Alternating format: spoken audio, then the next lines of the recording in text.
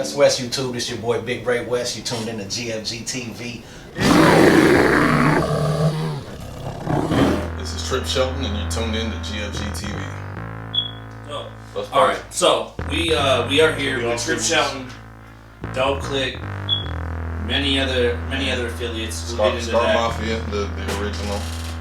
But what up, Florida? we are here on GFG TV with Tripp Shelton. We're gonna sit down and then get to kind of pick through your brain a little bit today. Let's do it. I really liked it, and I was like, I'm gonna do more than that. And in my head, I thought of 500, and I got going, and I probably wiped out like 300 bars, like in real short order. And I was like, man, I'm gonna do 1,000.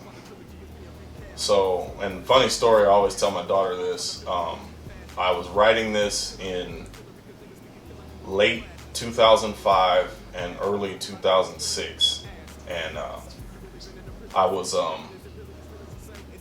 in a shit marriage, and I was married to a drug addict, and she would go AWOL for long periods of time, and it was like a real dark time in my life. So, you know, my daughter Josina was an infant at the time, and I wrote that whole goddamn thing holding her in one arm and writing with my right hand. I'd take her to the kitchen table, and I had a little boom box, and the beats would like put her to sleep, and I'd hold her, and I wrote that whole fucking thing with her in my left arm. And I don't know, that's a cool story, and she brings it up sometimes, but whenever I hear that, I think of her. But not like I'm glad I did 1,000 bars. I thought it was fun. Like, you know, it's a 48-minute continuous song. It's a fucking ride. It tells stories. It covers all kinds of shit.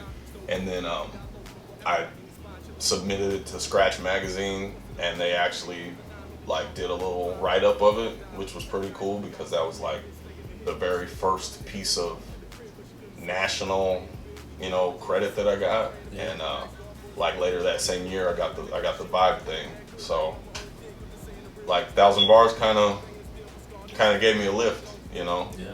The thing that sticks out now is how much my voice has changed since then, because I wasn't live performing a lot, and one thing that I think a lot of people experience is live performing at a local level. You scream over so many fucking shitty sound systems, it changes your voice. Like, my voice didn't get raspy until like 2010, 11, with, you know, me and Gadima fucking screaming over shit sound systems all over the fucking state, you know. Yes, sir. That shit roughed my voice up.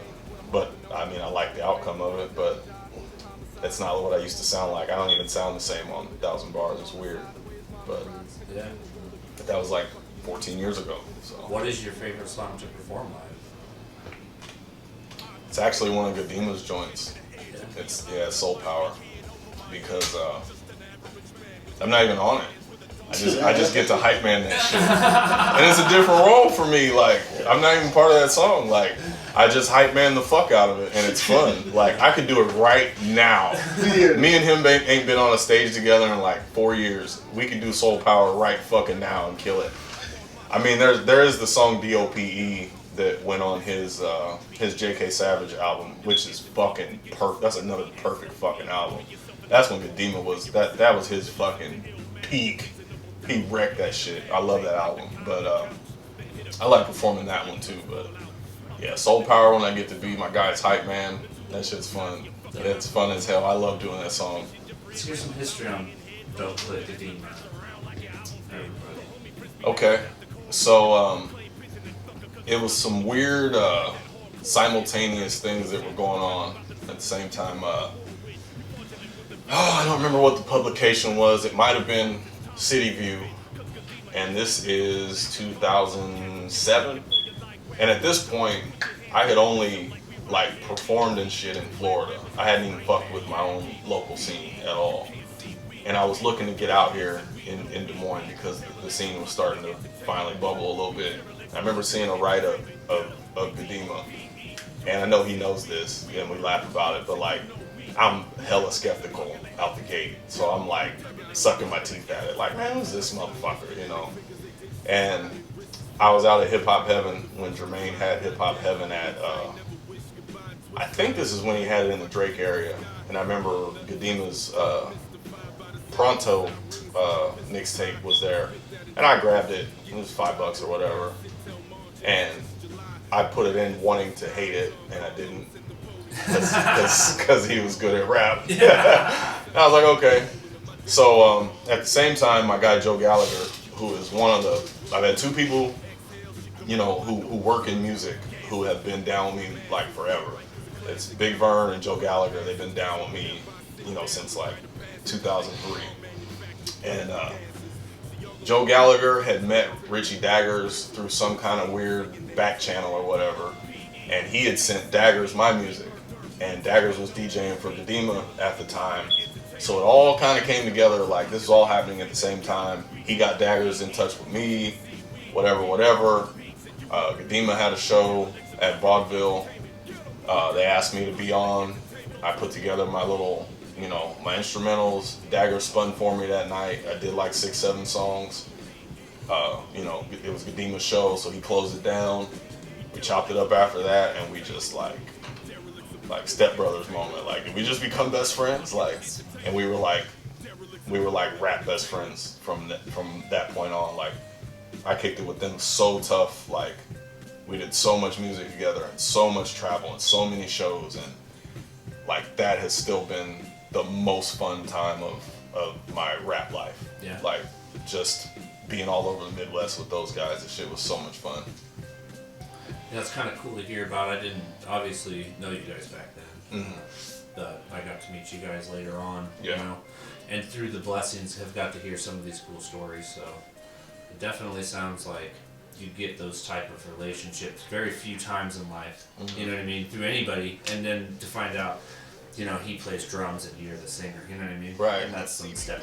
I mean, like, dude, we were so fucking wild. Like, I remember we drove out to Iowa City to do this show, and it was like a festival, and we rolled up on the festival, and there was a guy like sitting out there like playing a banjo like barefoot. We were like, oh, this shit is lame, and we drove the fuck back to Des Moines. Like, we had just got to Iowa City, we turned right the fuck around and came back home. We're not playing this shit, and we went to Twisted Parrot and watched UFC 100. Like, that's how we fucking rolled. Like, we didn't give a fuck. Like, it's so much fun. So, I mean, spontaneous stuff was your run and get you some. Was that spontaneous, or was that like premeditated? And how was it? Jeremy had been asking me for a while, and it was something I wanted to do because I hadn't battled since like 2003 at the time. I had a bad experience where, and I'm talking about back then, it was like old format of battle where like beating the mic and type deal. Beat mic, and like there was no preparation. There was. It's freestyle. You get here, it's off the top. Here's your opponent, go. Mm-hmm. And I was cooking this dude, and I know I was cooking him, but he brought like the whole crowd. So you know the reactions run the thing.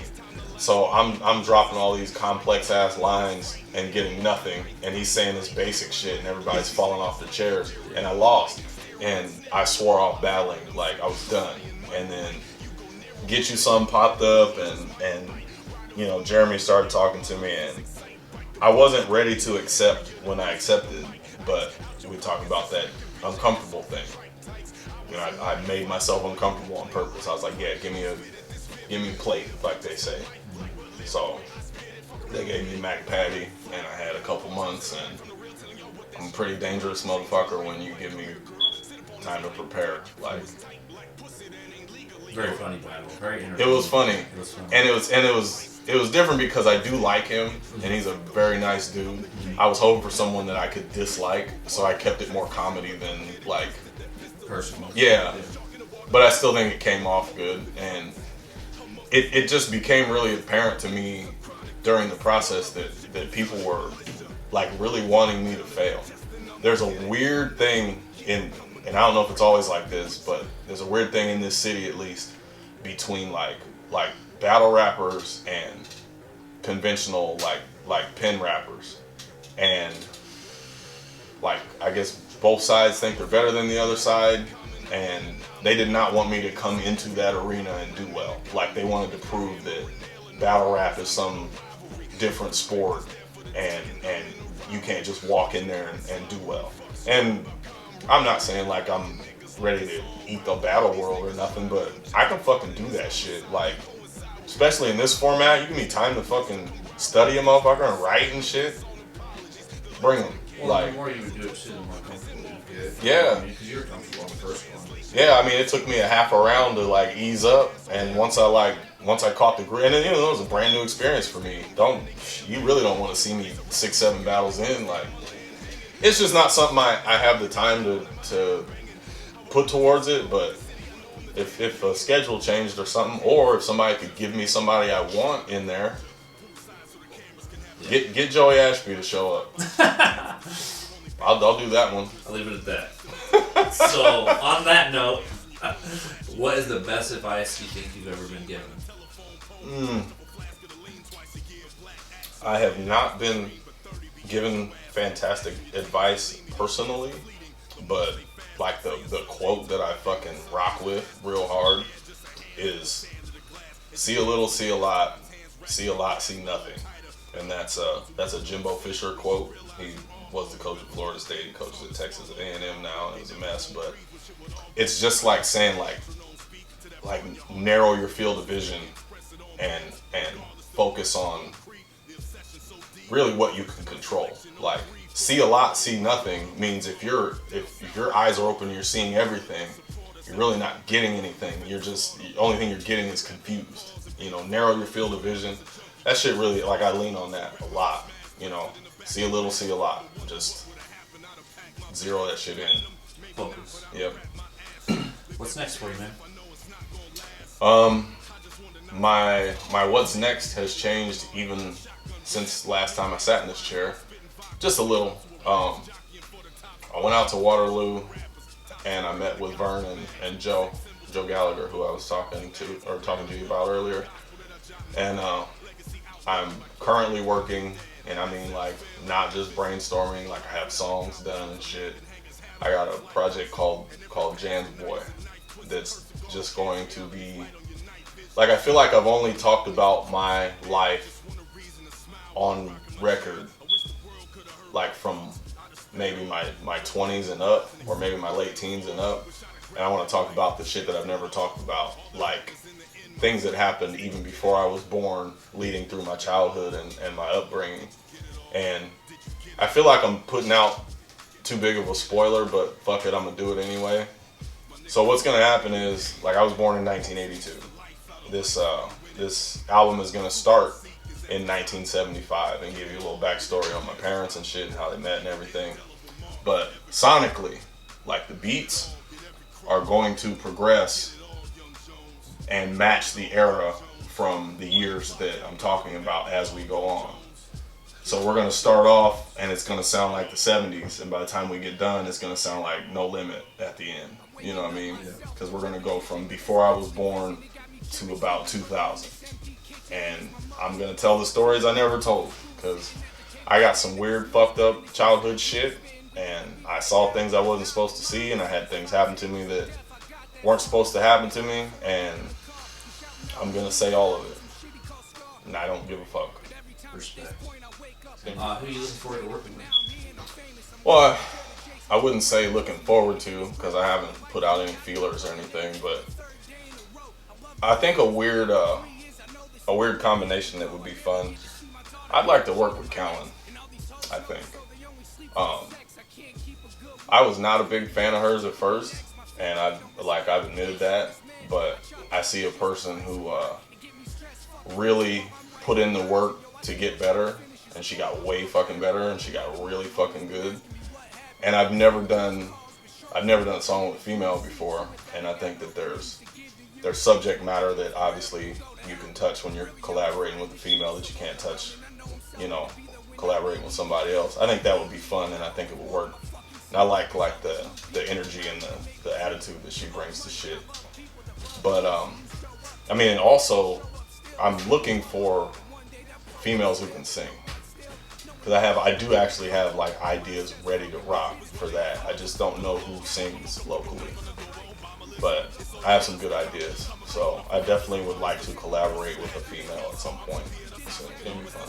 And shout outs. I mean, the usuals. My OG team, Scar Mafia. I was just talking to my man Tony Snow about how I need to get back down to Florida and visit. I haven't been in 9 years, and he low-key called me out to jump out of the plane. So I guess I'm jumping out of the plane when I get there because he kind of made me feel like a bitch about it. So it don't take much. Shout out to jumping out of a plane then. Yeah, and my same people as always. Gadima Daggers. All my Depths, all my Des Moines people from this scene. Shout out to everybody. Well, you heard it right here from my man Tripp Shelton. We appreciate you visiting GFG TV today. And big shout out to you, big shout out to Scar Mafia, big shout out to D.O.P.E Click, and we appreciate your time. Good to be here. I appreciate it, man.